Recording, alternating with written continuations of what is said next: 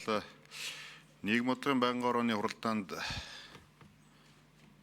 байнгын орооны дарга эрхэм гишүүд дэлхийд дахинд үүсэж байгаа сорилт бэрхшээлийн Монгол Улсын эдийн засаг нийгэмд үзүүлэх сөрөг нөлөөллийг бууруулах мөн засгийн газрын бүрэлдэхүүний тухай хуульд өөрчлөлт орсонтой холбоотойгоор төсвийн тухай хуулийн 34-р зүйлийн 34.1.2, 34.1.4 дахь заалтын дагуу Монгол Улсын 2025 оны төсвийн тодтголын төслийг боловсруулж 2025 оны 6 сарын 25-ны өдөр улсын хурлд өргөн мэдүүлсэн билээ. Эдийн засгийн сорилт хүндрэлийг даван туулахад төсвийн сахилга бат үр ашигтай зарцуулалт онцгой чухал үүрэгтэй. Тиймээс хэмнэлтийн тодтголд бүх шатны төрийн байгууллагуудыг төвчиж болох зардлыг хэмнэх зарчмыг баримтлалаа. Энэ хүрээнд бүх шатны төрийн байгууллагуудын төвчиж болох зардал бүх хөтөлбөр арга хэмжээг зогсооно. Үүнд цомхон бүтээмжтэй төртөө байхын тулд төрийн албаны орон тоог 2026 оны хөгжлийн төлөвлөгөөнд нийцүүлэн 9 хувиар бууруулахаар тооцлоо. Мөн төсвийн байгууллагын тээвэр, шатхуун, дотоод албан томилолт,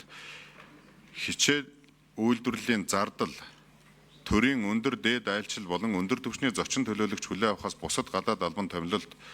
зочин төлөөлөгч хүлээн авах зардал, тавилга, эд тогшил худалдаа авах, урсгал засвар хийх болон багаж техникийн зардал, төрийн болон хувийн хөгжлийн байгууллагуудад олгодог татаасын зардал,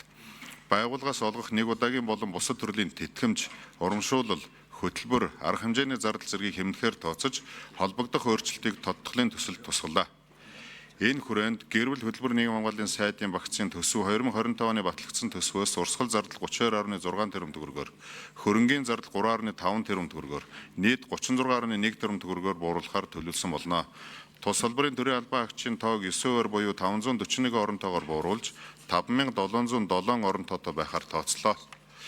Эрүүл мэндийн сайдын багцын төсвийг 2025 оны батлагдсан төсвөөс нийт 151.1 тэрбум төгрөгөөр, үүнээс урсгал зардал 81.2 тэрбум төгрөгөөр, хөрөнгийн зардал 69.9 тэрбум төгрөгөөр тус бууруулахаар төлөвлөлөө. Монгол Улсын их хурлаас баталсан Монгол Улсын хөгжлийн 2026 оны төлөвлөгөөнд төрийн албаны шинжилгээний хүрээнд багш, эмчээс бусад төрийн албан агчдын орон тоог 9 хувиар бууруулахаар тусгасны дагуу 2651 орон тоогоор бууруулахаар тооцсон.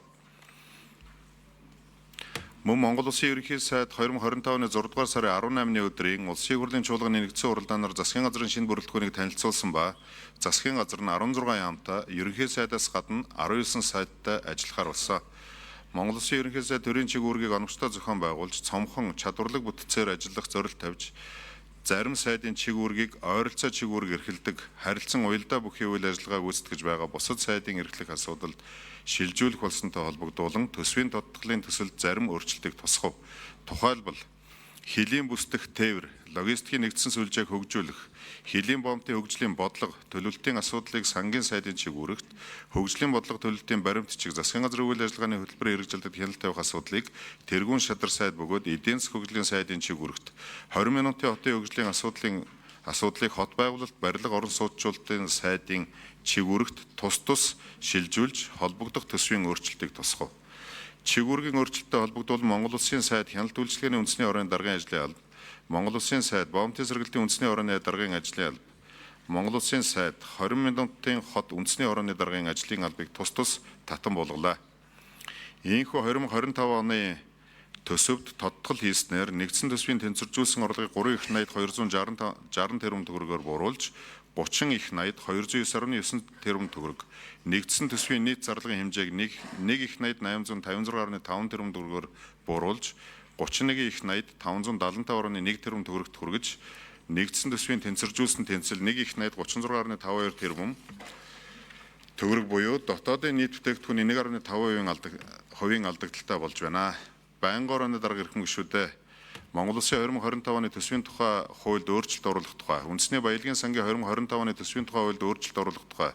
нийгмийн даатгалын сангийн 2025 оны төсвийн тухай хуульд өөрчлөлт оруулах тухай, эрүүл мэндийн даатгалын сангийн 2025 оны төсвийн тухай хуульд өөрчлөлт оруулах тухай хуулийн төсөл болон дагалдах хууль тогтоомжийн төслүүдийг хэлэлцэн шийдвэрлэж өгөхийг хүсье. Анхаарал тавьсанд баярлалаа.